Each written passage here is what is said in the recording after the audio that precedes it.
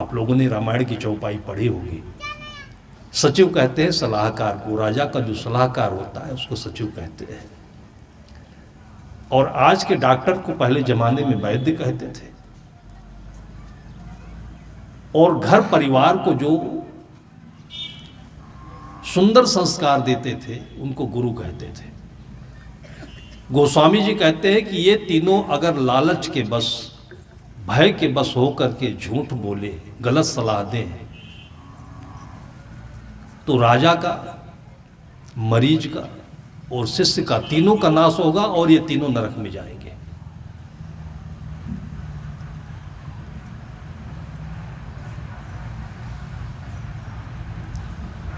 हमारे धर्मशास्त्र कहते हैं हरै शिष्य धन दुख न हरै।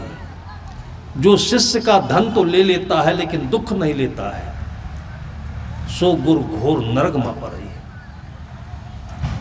भाई पंडितों की आदत क्यों बिगड़ी? घी की पूड़ी खा लिया। भाई उनके पास कौन सी पाचन शक्ति है कि घी पूड़ी ही हजम होगी? दान दक्षिणा पूरा ले लिया। पंडित कहलाए इसलिए यश बुद्धि पंडा सा पंडिता, जिसकी बुद्धि इतनी पारदर्शी है, सिटी स्कैन की तरह से, अल्ट्रासाउंड मशीन की तरह से, कि किस आदमी के जीवन में दुख कहाँ है, ग्रह कहाँ है, क्लेश कहाँ है, वो बता देता था। आने वाले 6 महीने के भीतर में अगर कोई क्लेश आने वाला हो तो बता देता था। अगर अच्छा डॉक्टर है कहीं भी आपको पैथोलॉजी में भेजने की जरूरत नहीं पड़ेगी। आपके गाल को, चेहरे को, नाखून को देखकर वो बता सकता है। आप माने न माने, 6 महीने पहले बता दे, आप जल्दी सावधान हो जाइए। वो चीज नहीं मालूम आपको हम मोटा मोटी बता देते हैं कि आपको 10 दिन से, 15 दिन से, महीना दिन से जिस चीज को खाने का लगाव ज्यादा हो गया हो, खाते समय जो चीज आपको ज्यादा मन करे खाने का, वो चीज छोड़ दीजिए, नहीं तो 6 महीने के भीतर आप अस्पताल एडमिट हो जाएंगे। कोई बहुत बड़ा जटिल सूत्र थोड़ी है ये। संत लोग अपनी भाषा में कहते हैं इसको आसक्ति। अब हम आसक्ति आसक्ति चिल्लाते रहे, आप समझ ही नहीं पाओगे। संत आसक्ति उसका नाम देते हैं कि जिसकी शक्ति में आप बंध गए, आकंठ डूब गए, उससे आपको शक्ति मिलनी चाहिए तो आपकी सारी शक्ति वो ले रहा है। और उसको रामायण की भाषा में क्या कहा गया? बाली कहा गया। रामायण में आप लोगों ने सुना होगा, सुग्रीव और बाली तो भाई हुआ करते थे। एक ज्ञान है, दूसरा आसक्ति है। जैसे आप भोजन करते हैं ज्ञान पूर्वक करते हैं, और भोजन करते हैं तो आसक्ति पूर्वक करते हैं। आप भूख पूर्वक भोजन करते हैं तो ज्ञान है। उसमें ज्ञान यह है कि आप किसी का खून मत पिए, मांसाहार नहीं करें। मांसाहार क्यों नहीं करें? ये प्रकृति ने आपको संदेश दिया है। ये हमारा कथन नहीं है, कोई कुरान, बाइबल और वेदों का कथन नहीं है। कुरान का क्या अधिकार है कि सबको मांस खाना अधिकृत कर दे?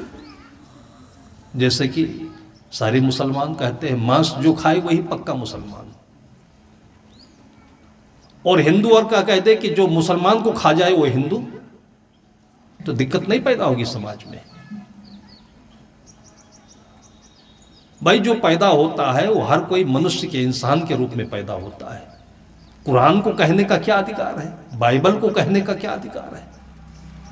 वेदों में भी अगर लिखा है, लिखा नहीं है, अगर लिखा है तो उसको भी कहने का अधिकार नहीं है। सदगुरु विशाल देव कहते हैं कि सब वेदन को वेद यह, सब शास्त्रन को शास्त्र। जो आपका अंतःकरण है, आपके भीतर में जो मंदिर में परमात्मा बसा हुआ है, वो जो आवाज करता है उसकी बात मानिए आप। जब आपका जन्म हुआ था तो जन्मते ही मां के स्तन में दूध आता है। आपने कभी विचार नहीं किया होगा, ये वेद है।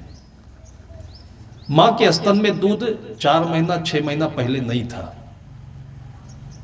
जब बच्चा बनने लगा उस बच्चे के पूर्व निर्धारित समय में उसकी व्यवस्था के लिए दूध का स्राव शुरू हुआ। जहां से दूध आता है वो मांस की ग्रंथि है, रक्त नलिकाएं होती है, मांस लाल होता है, रक्त भी लाल होता है। अगर आगे पीछे आप या उसी समय में आप ब्लेड से चीरा लगा दे तो दूध नहीं आएगा। गाय के स्तन में आप ब्लेड से चीरा लगा दे, दूध आएगा क्या? दूध तो बछड़े के लिए ही आता है। मां के स्तन में दूध बच्चे के लिए ही आता है। तो बच्चे का भोजन मांस और खून कैसे हो गया? ये प्रथम संदेश है। अगर मनुष्य के लिए मांसाहार भी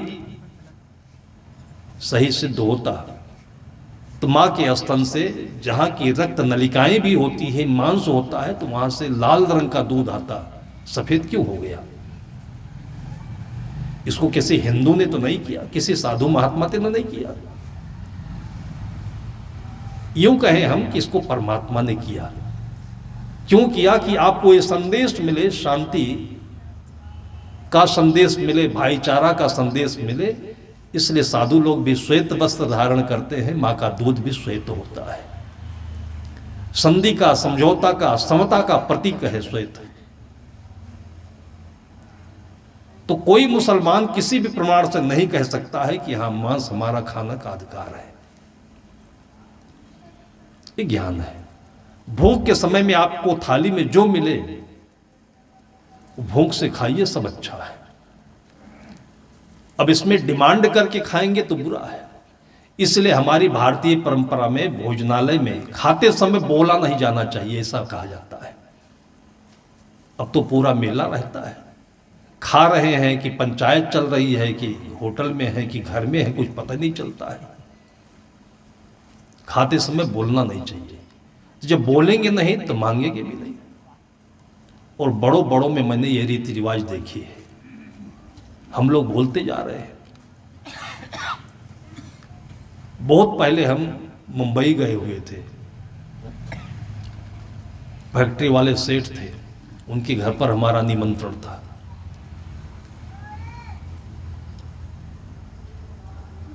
हमारे उनका सत्संग चलता रहा है, हमारे साथी भोजन बनाए। सत्संग में ही बड़ी विनम्रता से उन्होंने बताया, साहब हम स्वार्थ परमार्थ दोनों साथ लेकर चलते हैं। स्वार्थ का मतलब होता है जो व्यवहार आप लेते हैं, परमार्थ का मतलब होता है कि व्यवहार में जो कठिनाइयाँ आती हैं, हमसे गलतियाँ होती हैं, उसको भी हम साथ साथ ध्यान में रखें। अंधे होकर के उत्तेजना में काम ना करें। वो बताने लगे कि सुबह 1 घंटा 2 घंटा हम समय फ्री रखते हैं। फ्री का मतलब अकेले में बैठते हैं। उस समय कोई फोन आए, कोई बातचीत हो, हम किसी से बात नहीं करते हैं। जिंदगी अकेला भी है।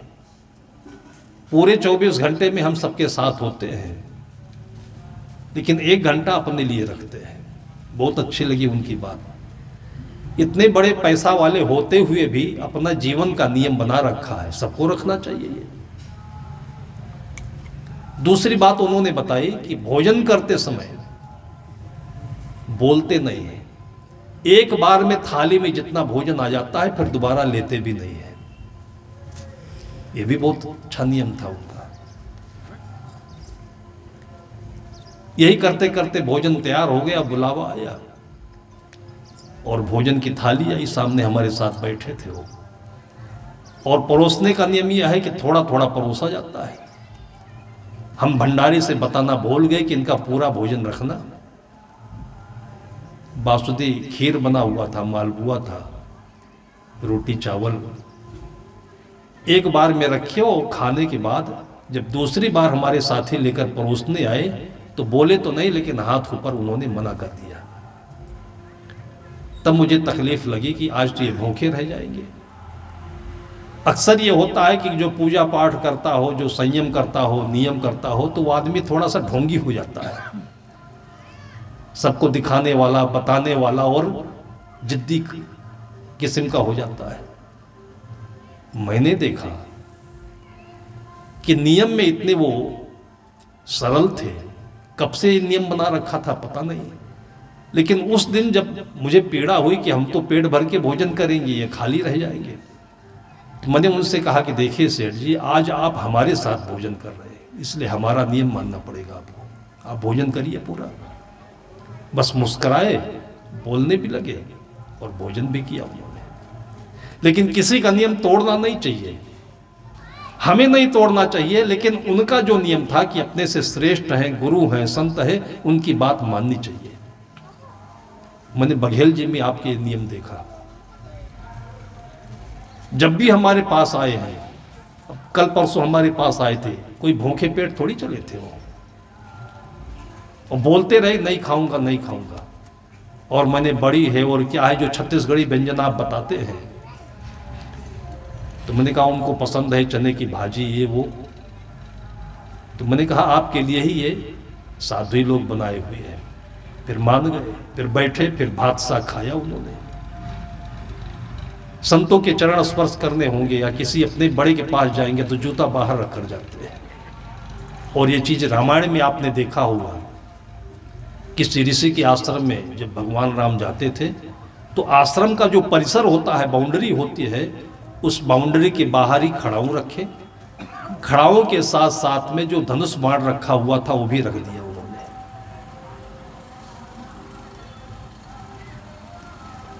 इससे हमारे भीतर में श्रेष्ठता आती है। बरसहि जलद भूमि नीराए, यथा नवहि बुद्धि विद्या पाए। जो जितना संस्कारी होता है, ज्ञानवान होता है, समझदार होता है, उतना ही भीतर से गुरु गंभीर होता है और विनम्र होता है, झुक जाता है। आज भारतीय परंपरा में हम लोग भाग्यशाली हैं कि आपके भारतीय संस्कृति के संबंधित, अध्यात्म से संबंधित जितने भी धर्म ग्रंथ हैं, उसमें आपको आपकी दिनचर्या, आपके जीवन के व्यवहार की बातें ही सुनने को मिलती हैं, कथा रूप में है।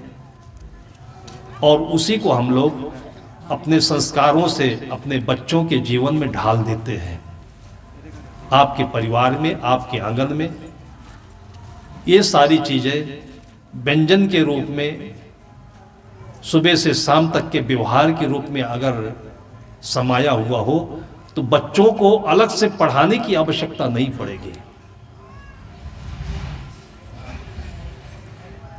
हम लोग थाली में हाथ नहीं धोते हैं, भोजन करने के बाद में थाली में जूठन नहीं छोड़ते और थाली में हाथ नहीं धोते। और मैंने एक राजनेता को भी देखा था, हमारे यहाँ आए, भोजन कर लेने के बाद में उनके पास पानी रखा गया। उन्होंने कहा पहली बार महाराज जी आपके यहाँ आया था तो संतों को मैंने ये संस्कार देखा, तब से मैं कहीं भी जाकर के थाली में हाथ नहीं धोता हूँ। उठ करके, अब तो वॉश बेसिन की सुविधाएं हो गई हैं, और नहीं तो लोटा में पानी इसीलिए दिया जाता है कि जाकर के कहीं पौधे के पास, पेड़ के पास बैठ करके आप हाथ धोइए, आपके हाथ में जो कुछ जूठन लगा होगा वो पौधे के लिए खाद बन जाएगा और पानी मिल जाएगा। इतनी जिंदगी हो गई, आप खाते हैं पीते हैं, लेकिन पौधे में कभी पानी डाला आपने नहीं, और समय तो खाते समय ही डाल दीजिए। सुबह के समय जो उठ करके हम अर्घ देते हैं पानी का, वो भी खत्म हो गया। धन्यवाद है छत्तीसगढ़ की संस्कृति को कि यहाँ घर आंगन में तुलसी का पौधा होता है। अभी कल 25 दिसंबर को तुलसी दिवस मनाया गया, और नहीं तो मैं देखता था कि पूरा छत्तीसगढ़ क्रिसमस दिवस में डूबा जा रहा था। क्रिसमस दिवस क्या चीज है? तुलसी दिवस। आपको बीमारी आए तो, कोरोना आए तो, पूरी दुनिया में कोरोना का कोई भी उपचार नहीं हो पाया, एक तुलसी है, अदरक है, काढ़ा है, यही उपचार रहा इसका। और जो अपने 365 दिन में इन चीजों का प्रयोग करते रहते हैं, उनका कोरोना ने कुछ बिगाड़ा भी नहीं।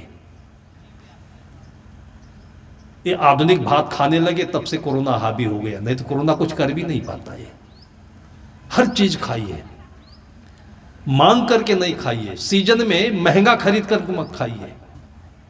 जो चीज अभी पैदा हो ही नहीं रही है, आप अपने सेखी में, अपने पैसे के दम्भ में महंगा महंगा खरीद कर खाते हैं, बीमार नहीं होंगे आप। ये सारी बातें हमारे हर पर्व में सामने आती हैं। अब पौष माघ का महीना आ रहा है, हमारे सामने तिल के लड्डू आने लगे। हर दिन आपको एक तिल का लड्डू खाना ही चाहिए। तिल गया भाड़ में। अब सबके घरों में मैं देखता हूं रिफाइन खा रहे हो। आपके खेतों में तिल्ली भी होती है, सरसों भी होता है, अलसी भी होता है, और रिफाइन खा रहे हो। अब से आप लोग समझिए कि कभी भी दुकान से रिफाइन का तेल खरीद कर मत खाइए। घी में आप सब्जी बना लीजिए। तिल्ली का तेल अपने जो घर में होता है उसमें आप सब्जी बनाइए। सरसों के तेल में बनाइए। कोई भी एंटीबायोटिक की जरूरत नहीं पड़ेगी। सरसों में जो झार होता है ना, यही एंटीबायोटिक का काम करता है। आपके हड्डियों में मजबूती लाने का काम ये अलसी का तेल करता है, अलसी की चटनी करती है। इनको सबको हम घर में लाते हैं और बेच देते हैं औने पौने दाम में, और बाहर का जो कचड़ा होता है महंगे महंगे दाम में ला करके घर में खाते और खिलाते हैं। यही परमार्थ है। स्वार्थ की जो उत्कृष्टता है, आपके जीवन का जो सौंदर्य है, वही परमार्थ है, परम अर्थ। आपके जीवन जीने का जो परम अर्थ है वो क्या है? सत्यम शिवम सुंदरम। एक सुंदर जीवन जिए, आराम की जिंदगी जिए, सुखमय जिंदगी जिए। और इसको हमने छद्म रूप में क्या समझ लिया?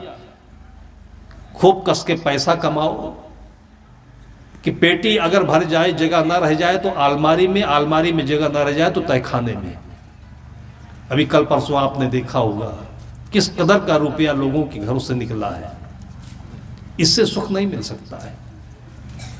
सुख को समझने के लिए आप संतुलन में आइए, प्रकृति के नियमों को समझिए, और उसी में समृद्धि भी है, उसी में जीवन का सौंदर्य भी है, और उसी में आपका पारलौकिक जीवन भी है। आज बानगर गांव के सभी भक्त सज्जनों के सहयोग से चेतन जी के परिवार ने जो कार्यक्रम रखा, ये बहुत कुछ अपने आप में लोगों के लिए प्रेरणा है। और इसकी चर्चा, इसका वातावरण लोगों के घरों के लिए एक सुंदर वाटिका भी है। सबका घर आंगन ऐसे ही सुंदर भावों से, विचारों से, फूल पौधों से सजे। हमारी भारतीय संस्कृति का एक महान ग्रंथ बने सबका आंगन।